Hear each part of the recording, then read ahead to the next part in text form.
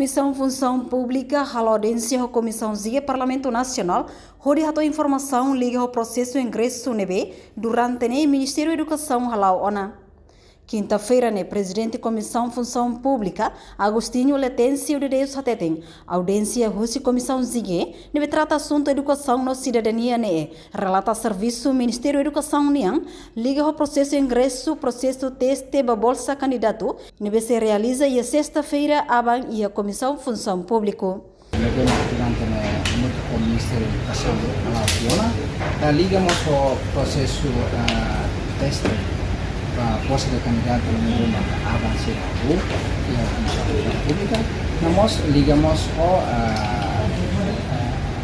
professor Siranebe, maka itu posi itu acompanha e a média de Siranebe maka consegue ingresso para o processo de ingresso.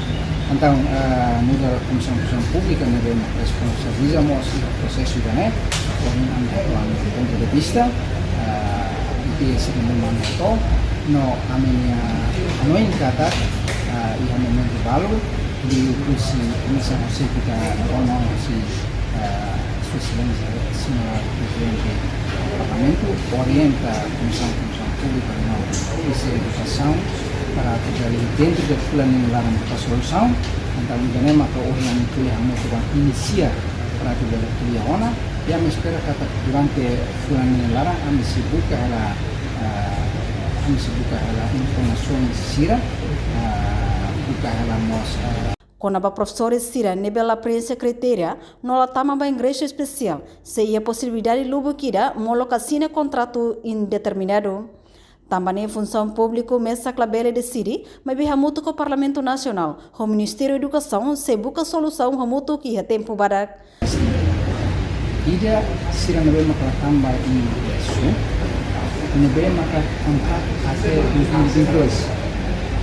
Sira nebe maka até 2022 maka tambah ingresso, a medida campanha de explicação de sua senhora ministra e a possibilidade de tirar. Possibilidade de sira bela assim ada contrato indeterminado.